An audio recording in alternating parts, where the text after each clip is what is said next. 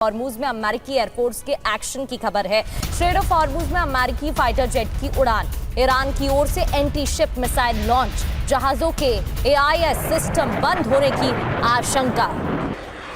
Hormuz में अमेरिकी fighter jet की उड़ान, एक और बड़ी जानकारी। और अहम खबर है, पश्चिम एशिया पहुंचा एक और अमेरिकी युद्धपोत USS जॉर्ज बुश की पश्चिम एशिया में एंट्री हो गई है। UEM जयपुर एक आदर्श लक्ष्य है। भावी छात्रों के लिए अच्छी नौकरी, भविष्य के लिए तैयार कौशल के साथ अच्छी शिक्षा। परमाणु संचालित वॉरशिप है USS जॉर्ज बुश। युद्धपोत के साथ गाइडेड मिसाइल डिस्ट्रॉयर भी इसमें मौजूद है।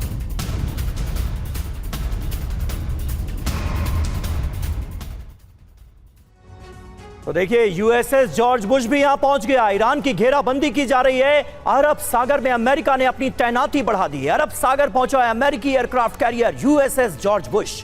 ईरान के नजदीक एक और अमेरिकी एयरक्राफ्ट कैरियर की मौजूदगी है। अब्राहम लिंकन पर खाने की कमी के बाद USS जॉर्ज बुश को तैनात किया गया है, डिप्लॉय किया गया है। एयरक्राफ्ट कैरियर के डेक से फाइटर जेट्स ने उड़ान भी भरी है। जिस एक्शन की अभी हम खबर आपको दे रहे थे, सेंटकॉम ने USS जॉर्ज बुश की तस्वीर जारी की है। पश्चिम एशिया में US के कई एयरक्राफ्ट कैरियर पहले से तैनात भी हैं। शरदेंदु सर, अब दो फैक्टर्स यहाँ पर है। इसे हम ताकत के तौर पर देखें कि जॉर्ज बुश की तैनाती US की तरफ से कर दी गई है, या ये भी तो समझने की बात है कि अब्राहम लिंकन को पीछे हटाया गया है क्योंकि वहाँ हथियारों की कमी हो रही थी, बेसिक सामानों की कमी हो रही थी, और इसी वजह से ये स्टेप अमेरिका को लेना पड़ा है।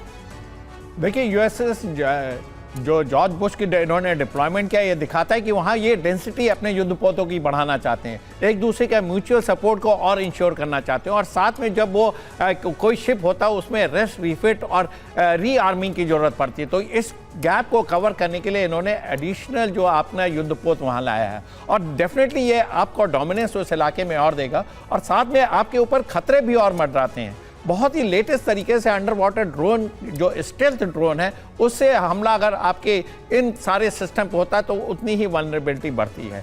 अगर आप डेंसिटी बढ़ाते हैं तो उसके साथ एक प्रोटेक्शन सिस्टम भी आप लेके आते हैं। हालांकि इसके साथ तमाम तरीके की मिसाइल्स हैं जो एक तरीके का थ्रेट, एक तरीके का जो खतरा ईरान के लिए पैदा करती हैं। लेकिन इसको आप डिप्लॉय करने के साथ अगर आप इसको आप यूटिलाइज नहीं करते तो ये मेयर एक पॉकेट ऑफ रेजिस्टेंस बन सकता है। एक बात बताइए शरदेंदु सर, एक बात बताइए कि ये हम लगातार देख रहे हैं इस जंग के दौरान, इस तनाव के दौरान, कि ईरान के छोटे छोटे ड्रोन्स कैसे बड़े बड़े कमाल कर रहे हैं, बड़े बड़े हमलों को अंजाम दे रहे हैं। क्या वजह है कि US ने ये जो नेवल ब्लॉकेट की हुई है और एक के बाद एक युद्धपोत यहां पर भेज रहा है, इस पर कोई ड्रोन अटैक नहीं हो पा रहा है? आखिर कैसे इन संभावित हमलों को नाकाम किया जा रहा है?